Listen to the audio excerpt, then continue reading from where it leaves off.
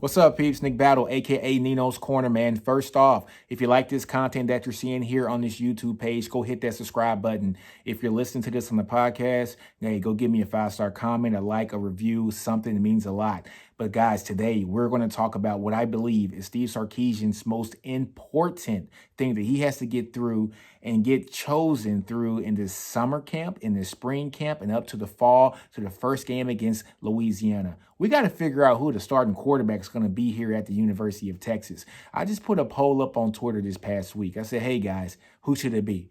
Casey Thompson, Hudson Card. Over 240 votes later, you guys came up and said Casey Thompson should be the starting quarterback at an astounding rate, guys, like 80%, which I was kind of surprised because a lot of folks love Hudson Card. So what is wrong with the Texas QB position?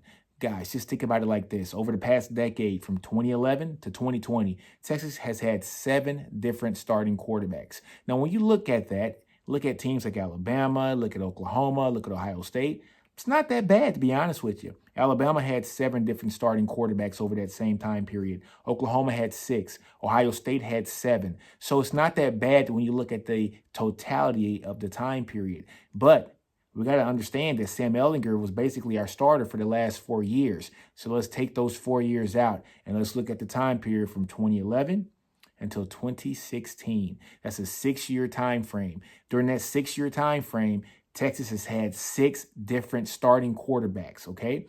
Starting quarterbacks that were actually vying for the position. And I'm going to lay this out to you on those quarterbacks. 2011 was Garrett Gilbert. 2012 was a mixture of Case McCoy and David Ash. 2013 is a mixture between Case McCoy and David Ash again. 2014 is a mixture between Tyrone Swoops and David Ash. 2015 was a mixture between Tyrone Swoops and Gerard Hurd. 2016 was Shane Buechele. Guys, that is 6 quarterbacks. 6 quarterbacks in 6 years. Now, if you look at that during that same time period at like a school like Alabama, they had 4 quarterbacks over that same time period. Oklahoma, 3 quarterbacks over that same time period. Ohio State, 4 quarterbacks over that same time period. What does this mean for Texas? We had no stability at the quarterback position. And we missed out on a bunch of guys in state during that same time period that could have came here and helped out Texas, but they just didn't. They chose to go elsewhere.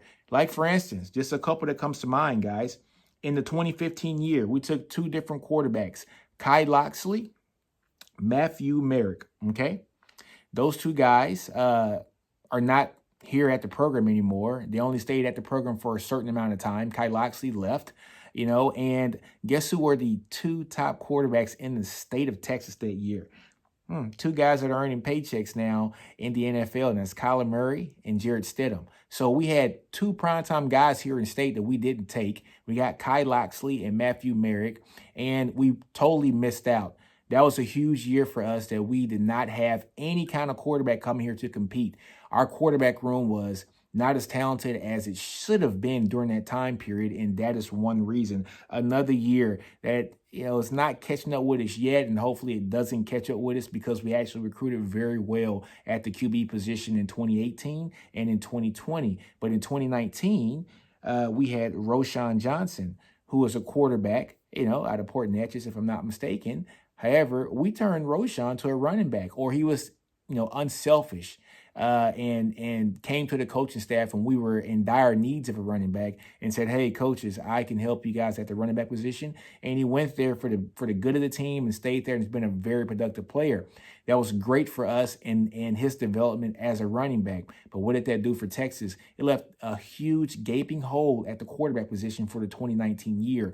Luckily, we did have those 2 quarterbacks in 2018, Casey Thompson and the other guy who ended up leaving to go to Utah, which is Cam Rising, right? So that was a good class in 2018. And, as we're saying now, Casey Thompson is one of those guys who's vying for the starting position here in 2021. The 2020 class had Hudson Card and Jaquindon Jackson. And as we know, Jackson left to go off to Utah also, but we still have Hudson Card. So we got 2 very talented guys here that are going to compete for this quarterback position. But Texas has been in quarterback hell for this past decade, specifically the first 6 years of this decade, which has caused us to have this ripple effect of just winless seasons. I shouldn't say winless, but seasons that are not Texas standard. And so this is where we're coming here to where we have to have this quarterback battle. Guys, I think this is going to be one hell of a battle throughout the whole spring, throughout the whole summer. And what does Texas need to do with this? Texas needs to figure out who is going to be the best person for the job. If I had to put my money on it, who would I want to start?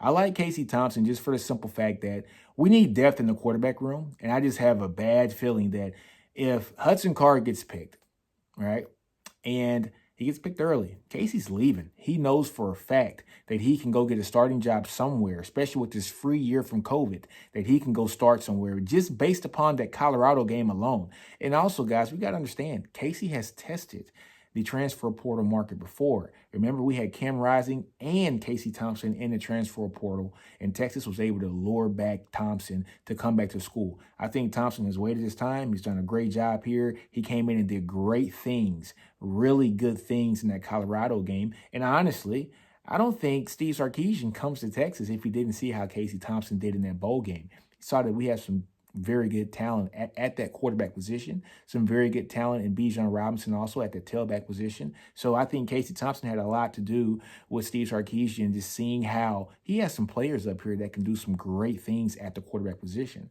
Now, if you go back and listen to some of the things from the old coaching staff, some things from Sam Ehlinger here in the past, just over the past couple of weeks, the old coaching staff and Sam Ehlinger said that Casey Thompson is a hell of a guy when it comes to being prepared. He's always prepared. He's always ready to come play. But everybody has raved about Hudson Card's arm talent. You know, the coaching staff said that he's special. You know, not this coaching staff yet, but the previous coaching staff said that he's special. Sam Ehlinger said that he has all the arm talent in the world. You know, folks are saying he has some of the best arm talent that they've seen here in the state in a while. And so that is going to play a lot into who's going to start. Right now, we all know that we've heard the reports that, you know, Casey might not have, lit it up in practice. He's not, he didn't light it up today or he was good, but, Hudson's that guy too. Now, the only thing to preface this with, guys, is maybe Casey's just not a practice guy. He seemed very comfortable when the lights were on him against Colorado. So we have to see, is he the guy? Do we throw him out there the first game of the season and see how Casey does? Because I think we saw what he did against Colorado, and we had that recency bias to where we're like, he's the guy, but he did throw for 4 touchdowns, guys, in like 1.5 quarters.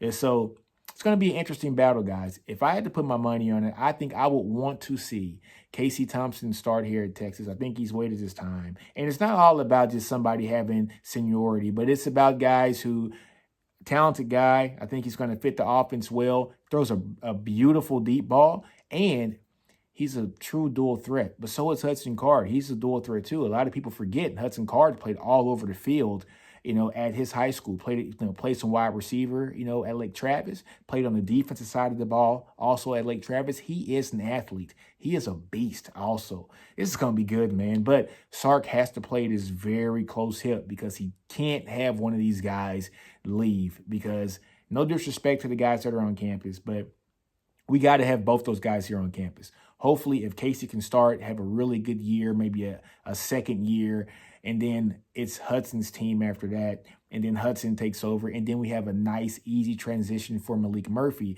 to start around his redshirt sophomore year. You see, that's how you start to build a great room when it comes to quarterbacks, is having that continuity, having guys in the system that have been in the system for a while, grown up in the system for a while, and then they're comfortable. The game slows down for them as they get older. Just look at the Alabama teams that Sark had. You got to look at, Jalen Hurts started freshman year, sophomore year. Tua comes in, saves them in that sophomore year, and basically wins the national championship for Alabama. Tua ends up starting his sophomore year, which is Jalen's junior year. Jalen graduates early, transfers to OU as a grad transfer, and does his thing. So, we know attrition happens in the QB room, just as it did in Alabama, just as it did in Georgia when they had Fromm as well as Justin Fields, just like it's happened at every school here in the nation. It happens. But you got to be able to build depth within that room with like talented personnel. And that's what Alabama's been able to do. That's what schools like Georgia's been able to do. That's what Ohio State's been able to do. And Texas has to be able to do that. So we got to be able to figure out who's going to start, first off. After we figure that out, see if one of those guys is going to transfer. Because it's not even a given, guys, that if Casey Thompson gets this job, who's to say that Hudson Card's not going to transfer out? That's a very big possibility. He's a talent. I mean, he was the number one quarterback in the state of Texas, a top 100 guy in the country coming out of high school. He's talented, guys, and people know that he's talented. So one thing about big time colleges is they know the talent out there. This is what they do all day long. They know to recruit. So if somebody goes in the portal that is somebody that they had highly, touted when they were in high school, that's their opportunity to go snag them. So who starts? Tell me what you think, guys. Who do you think starts? Is it Casey? Is it Hudson Card? It's going to be very interesting, man. I am so excited, guys, like I told you, to see about this season and who is going to be the signal caller here at Texas. But I know one thing. Sark will have him prepared. I trust Sark's opinion. If it's Hudson Card, then we're going to ride Hudson Card until he's out of here, and hopefully he does great things here. If it's Casey, let's just hope that the same high that we had on him at Colorado in the bowl game, that he's able to keep on that same plane and keep moving up. And we have a quarterback here at Texas for the next couple years that can lead us to great heights and then hand it over to the next guy who is Hudson Card, or if he leaves, hopefully not, Malik Murphy. Or it could be Charles Wright, so we just don't know yet, guys. But we got a good battle coming up here, guys. No pun intended. But we got a good battle coming up here. And I'm anxious to see it, and I know you guys are too. So leave me some comments down there, guys. Who do you like, Casey or Hudson Card? Let me know who you think should start, man. But on that note, guys, you guys, how I always end things. I always tell you guys to do you. Don't be afraid to fail. Outgrow your environment. Understand your brilliance, man. I appreciate you guys, man, for listening and tuning in. Salute. And we're out of here.